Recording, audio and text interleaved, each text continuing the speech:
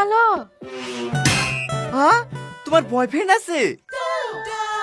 এই তুই কি বলছিস রে? তুমি জানো না আব্বা, ওর বয়ফ্রেন্ড আছে। ও বিভাগালি কত লোকে কত কথা বলবে, ওইসব কথায় কান দিতে গেলে হবে বাপ? যাক, একটা বয়ফ্রেন্ডের কথা লাগিছি, 5-7টা বয়ফ্রেন্ড আছে সেই কথা তো জানতে পারিনি।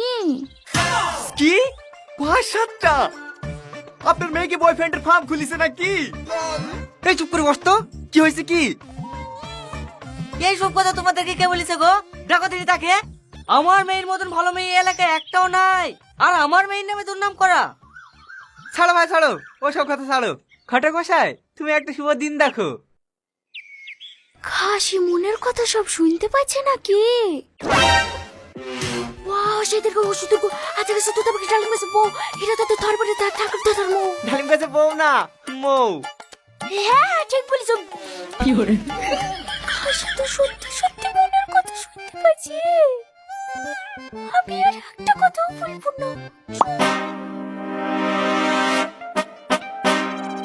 কি কোনো বড় জ্যোতিষী নাকি? সব কথা জেনে যাইছে। আমি যে 1 মাসে প্রেগনেন্ট, এটা জানে না তো? তুমি প্রেগনেন্ট?